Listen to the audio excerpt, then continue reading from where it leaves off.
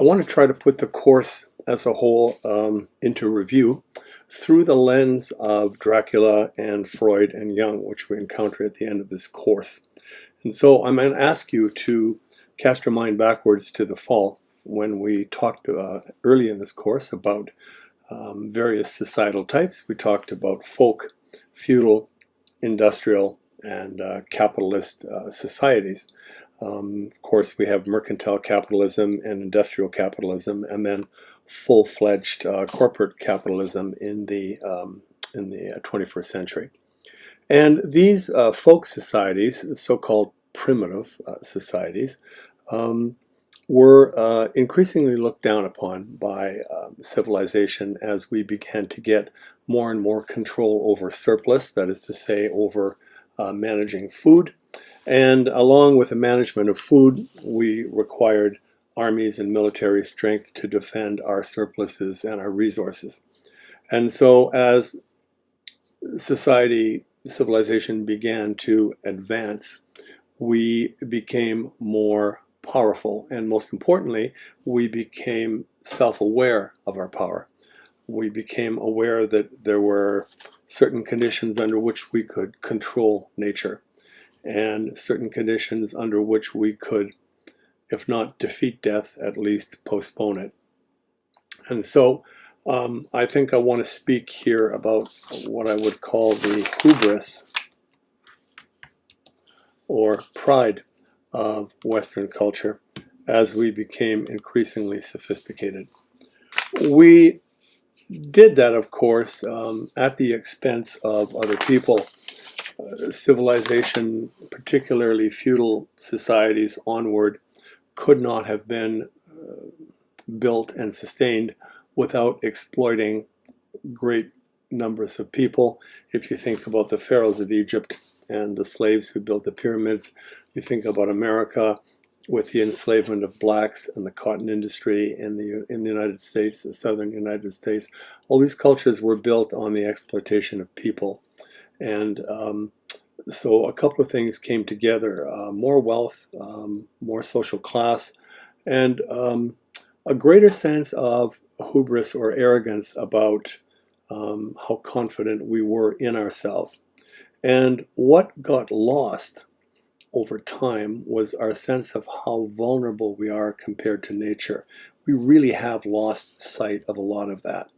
And those so-called primitive societies or folk societies never can forget how vulnerable they are in the wake of nature's power.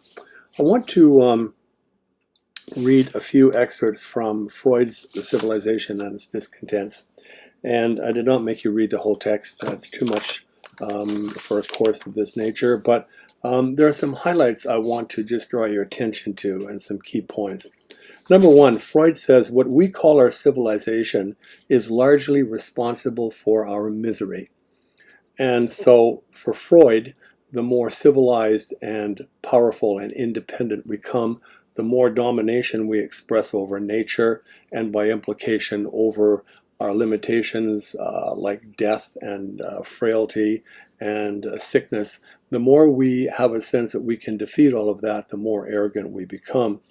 But in order to do that, we have to repress all kinds of emotions and instincts that folk societies, Freud doesn't say this, I'm saying it, that folk societies already are deeply in touch with through superstition and ritual.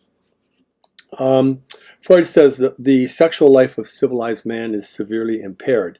And I talked to you in the last lecture about how all of that works, where our choices for sexual pleasure are increasingly restricted over time. Freud also says that woman finds herself forced into the background of civilization by its claims and adopts a hostile attitude towards it.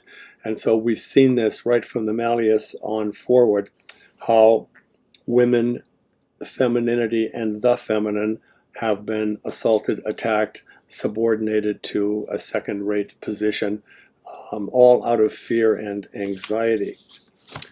Freud offers an interesting definition of culture, a three-part definition of culture, and of course this course is called The Roots of Western Culture. Here's what Freud says. Culture is, number one, the subordination of happiness to the discipline of work. I talked about that in lecture.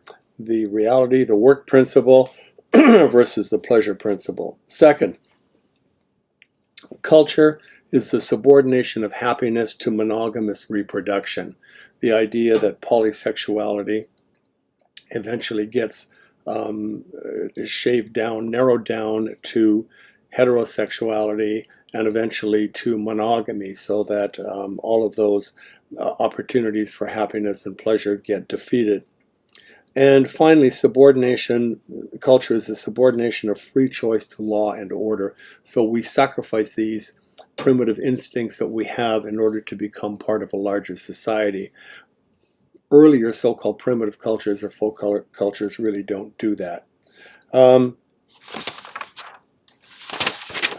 So culture, says Freud, constrains our societal and our biological lives.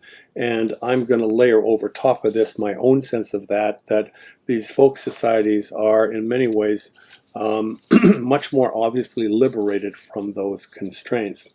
They have no trouble worshiping multiple deities. They have no trouble admitting their vulnerability and seeking the help of deities in order to overcome adversities and trials. Freud says a non-repressive civilization is impossible. So by definition, culture and civilization, as they become more advanced, becomes more repressive. And the more repressive it becomes, the less we are in touch with our primitive instincts that give us pleasure. Finally, says Freud, a person becomes neurotic because of the amount of frustration which society imposes upon him in the service of those so-called repressive ideals. And so the idea here that we are continuously, as we become more highly evolved, separated from our humanity. And what is lost, Freud says this, now this is in chapter 3, what is lost are three sources of suffering, and what we would consider progress because we have advanced ourselves over primitive life. We don't have to endure this kind of suffering, but folk societies do. Number one, superior power of nature. We now do not fear the power of nature. Number two, feebleness of body. We have medicine, we have drugs, we have good food. And so our delusions about our physical strength and durability are furthered by the fact that we have so much surplus in our society. And finally, says Freud, the inadequacy of a family, because what happens in those folk cultures is that your family becomes an extended kinship and that the whole community takes care of you. But as you move from that to feudal, to the three kinds of capitalism, industrial, mercantile, and corporate, the family becomes less and less valuable in our lives, and Freud says more and more dysfunctional. So we have a situation set up over some 600 years, 500 or 600 years, where we have made so many gains in so many ways, but it's put us out of touch with our basic humanity and our fundamental sense of human frailty and vulnerability, something that folk cultures still understand at every level. Dracula and vampire stories themselves are about the confluence of divergent and mutually exclusive characteristics. So let me unpack this. Confluence means the flowing together, for example, when two rivers come together. In Winnipeg, my hometown, the Red River and the Assiniboine meet in the middle of downtown Winnipeg. That's called a confluence. So confluence is the flowing together of two rivers of thought. Divergent means opposite and opposing, and mutually exclusive means normally you can have one but not the other. The first element in the confluence is our primal instincts. So fear, eros, and thanatos are the biggest ones. Certainly libido is in there and the other ones that we talked about as well. But those are the two big ones. Also, I want to say that Dracula is fraught with all kinds of anxieties about females' femininity and the feminine. And so it is filled with anxiety about feminophobia and gynophobia. And for this reason, it resonates very highly with the Malleus Maleficarum. Feminophobia, you recall, is my term for the male fear of being feminized, whereas gynophobia is the fear of women. What vampire narratives engage is what I'm going to call impossibilities of all kinds. And what do I mean by that? Well, for example, we live our lives in the civilized world in a very advanced and sophisticated way, where we separate things into nice little piles. You are either alive or dead, but you cannot be both. The interesting thing is that the vampire is both at once. So that's the first impossibility, that the vampire is both alive and dead at the same time. It is a deceased corpse that has been animated or reanimated with life, and it preys upon the living. So that impossibility of being alive and dead at the same time is the first thing. The second impossibility is that the vampire is both male and female / masculine and feminine at the same time. And it's only more recently, some 100 years after Stoker's writing of Dracula, that our modern understanding of gender has loosened up a little bit, and we can find language and conceptual room to basically unpack what was normally not even available by language. That is to say that you can be both masculine and feminine at the same time, that males can be feminine, that females can be masculine, that either of those so-called separate groups are free to be homosexual or heterosexual or bisexual or polysexual. And we're just getting there now. But in Stoker's time, these anxieties around life and death are so primal, and around gender are so primal. And don't forget, for these primitive / folk cultures, birth and death are the two most important aspects of life, because we begin our lives with birth and we end our lives with death, and we have no understanding, experiential understanding, of what either of those two events is like. So the most important parts of our lives, the alpha and omega, the beginning and the end, are unknown to us. And because of that unknown, we get all of this fear. What the vampire does is poke our repressed anxiety as a civilized people, because we have essentially, as highly advanced and civilized people, repressed all of our primitive instincts and repressed our connection to folk societies, because we basically look down on them and see them as inferior. Let me read what Stephen King says about this. This is from his book Danse Macabre, and it's a concept that I want you to try to get a handle on. He talks about the difference, these are not his terms, but in the discipline we talk about the difference between horror and terror. And terror is the anticipatory anxiety that something might happen. So, you've got a couple of teenagers in the woods, they come across a deserted hut, they walk in, they find an old book of spells, they pronounce the words, they conjure something up, they can hear that there's something out there in the woods, and so they actually go out into the woods to see what it is. But we don't know what it is yet, we just know it's bad. That is terror. Terror is the anticipation that something bad is out there. We don't know what it is, we can't see it, it's intangible, but the anxiety is really clear. Terror, says Stephen King, also always has to be followed up at some point in a narrative by horror, where you actually have to see the thing itself. And so the business of writing horror fiction, says King, is a danse macabre, a dance of the dead. Let me read you what he says from chapter 2 in this book. On the top level is the gross out, When Reagan vomits in the priest's face or masturbates with a crucifix in The Exorcist, or when the raw-looking, terribly inside-out monster John Frankenheimer's Prophecy crunches off the helicopter's pilot like a head like a Tootsie Pop. But on another more potent level, the work of horror really is a dance, a moving, rhythmic search.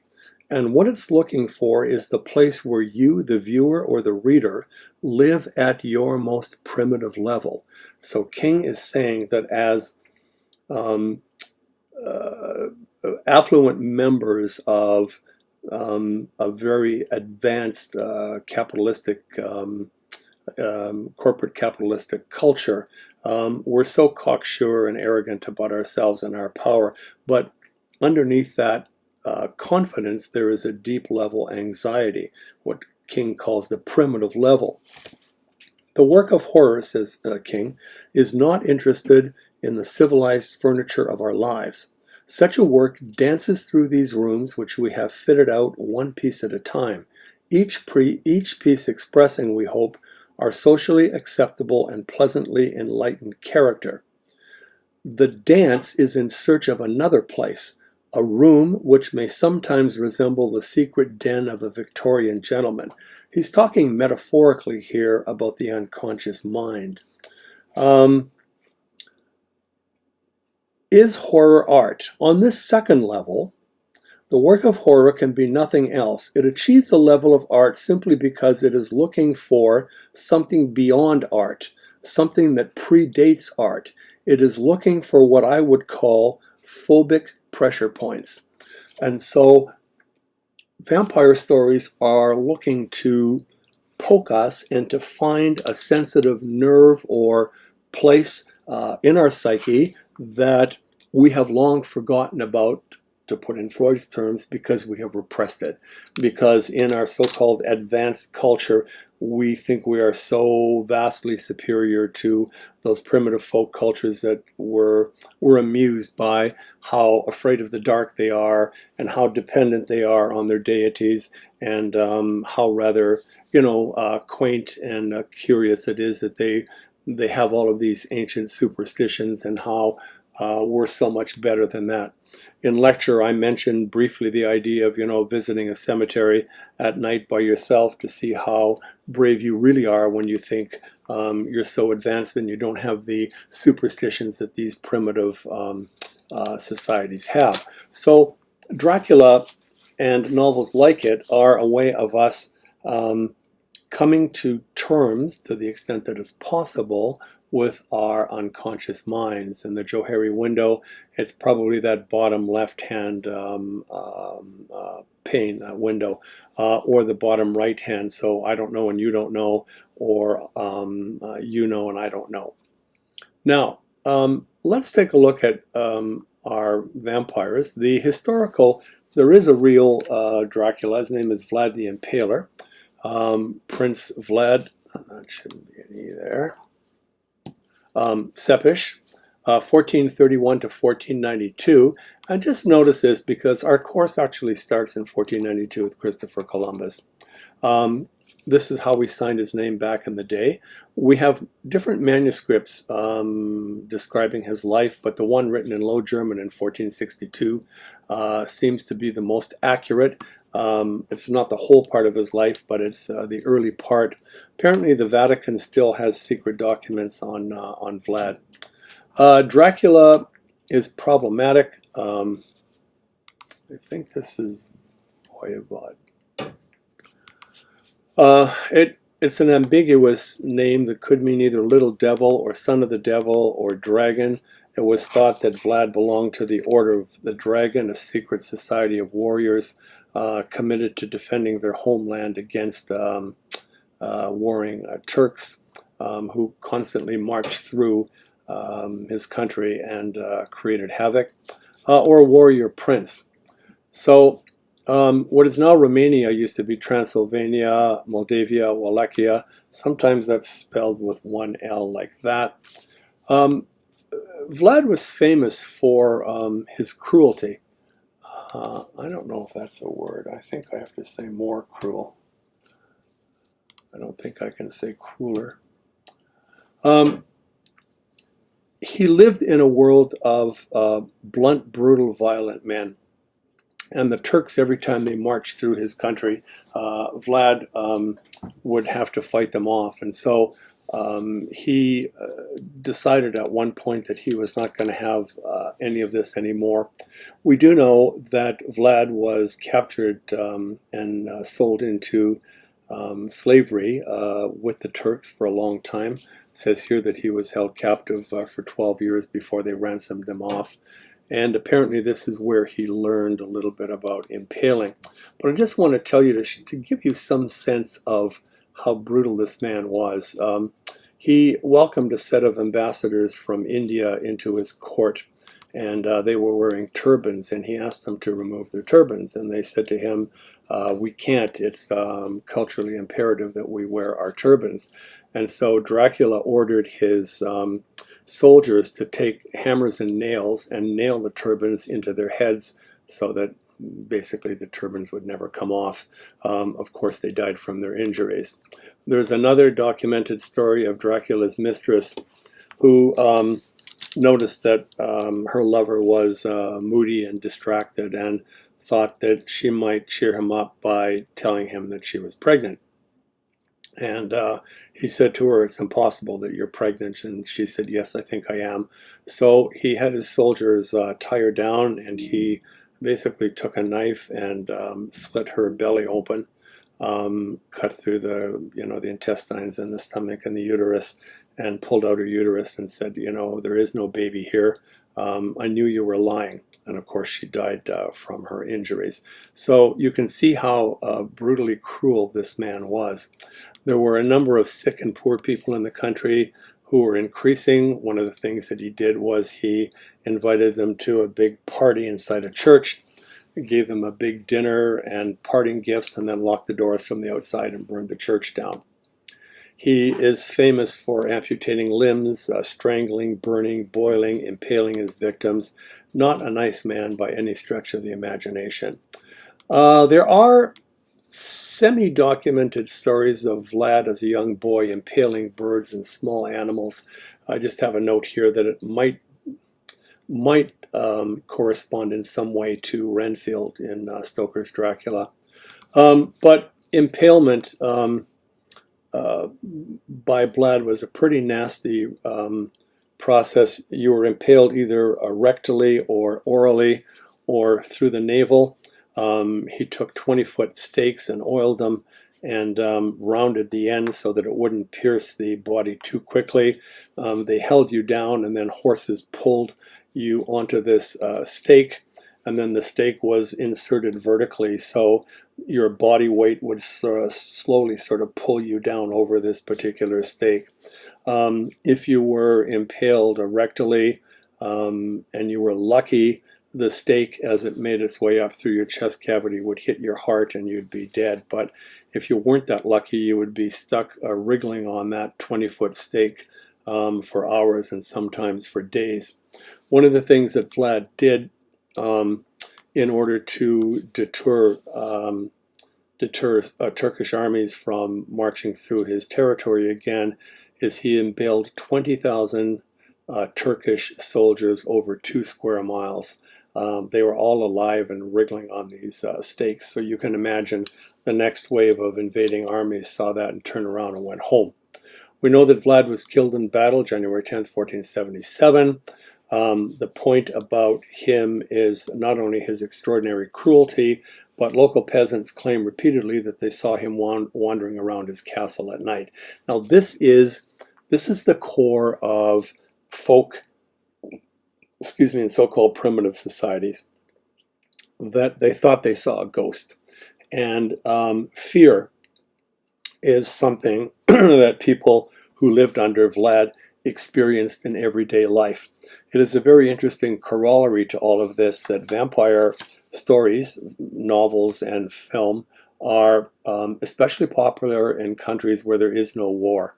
But for countries who are at war and who do see a lot of blood and death, you don't see any vampire stories of any kind.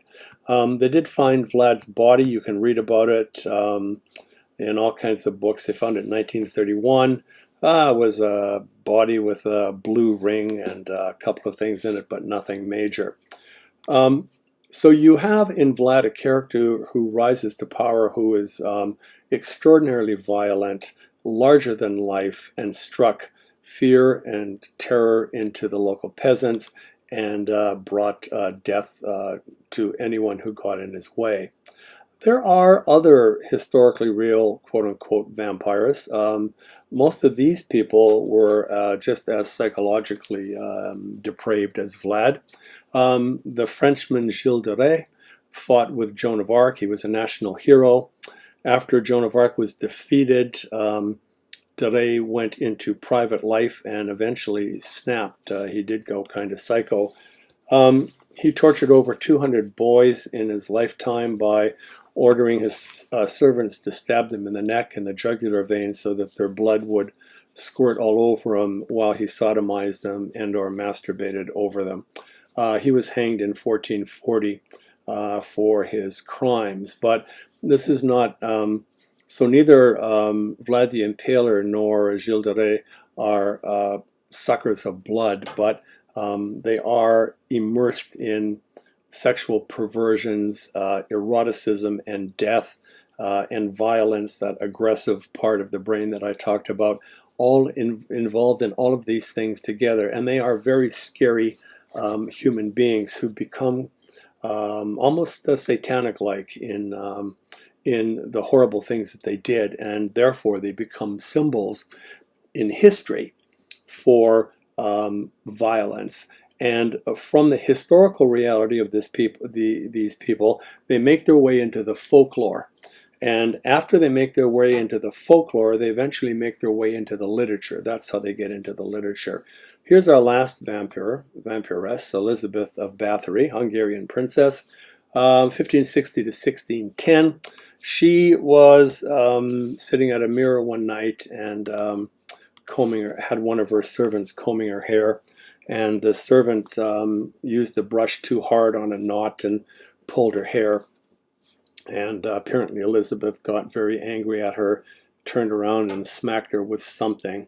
And the blood from the servant's nose or mouth fell onto Elizabeth's wrist. And as she rubbed the blood into her skin, she was convinced that it made her skin feel, I guess, like oil of Olay.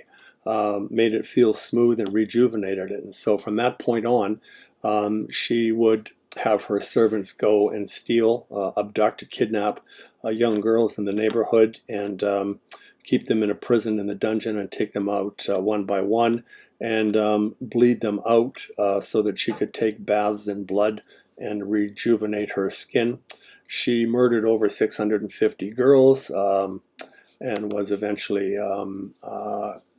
not executed, but cemented into a cell for the rest of her life, where she died at some point. Nobody knows how. So that's the history part of this. And you can see that for cultures that were not particularly advanced in terms of science or other things, that these became greater than life, larger than life figures, and certainly a cause of anxiety. By 1734, we get the first vampire mass hysteria.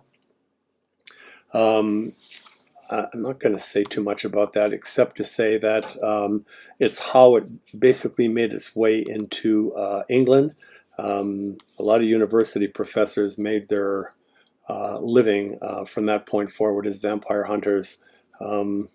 I talk about it in this document that I've attached here for this week or for last week. You'll see it's called The Evolution of the Vampire. But anyway, I think some of this is based on Van Helsing, or Van Helsing comes from this.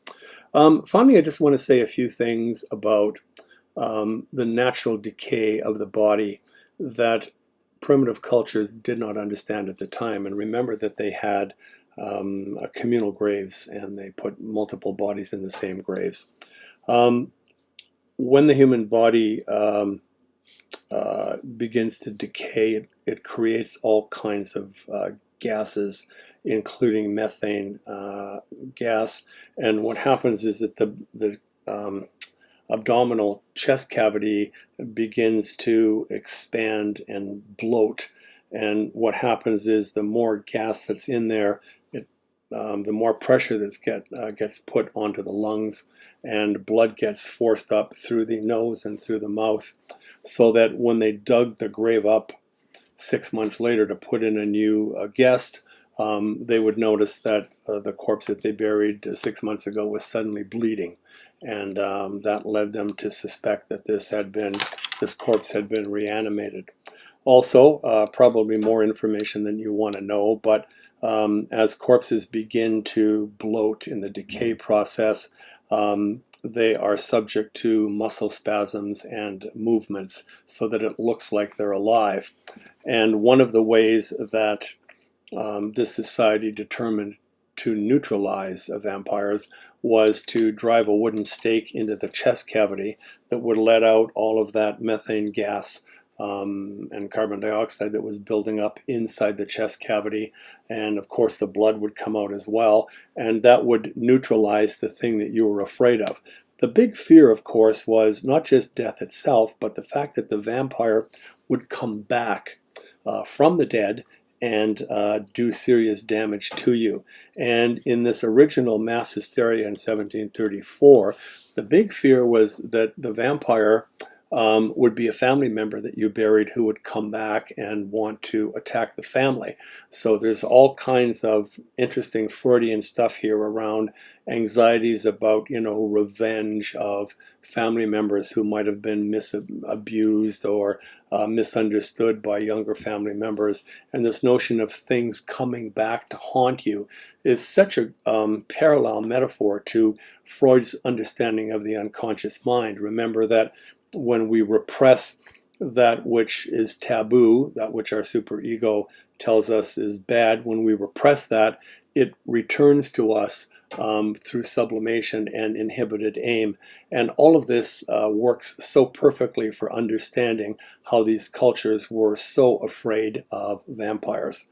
And so Dracula invokes all of these ancient and primitive anxieties around death, the mystery of death, life after death, the impossibilities of being alive and dead and masculine and feminine at the same time, are all sort of tapped in, as Stephen King calls it, this danse macabre, this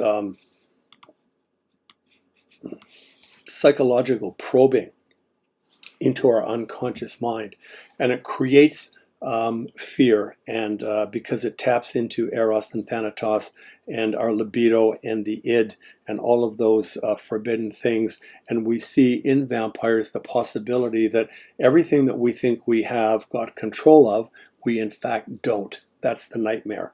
And so the danse macabre, the vampire narrative, is civilized society's nightmare of its true vulnerability and its true weaknesses that it has long since forgotten about, repressed, and then comes back to haunt them.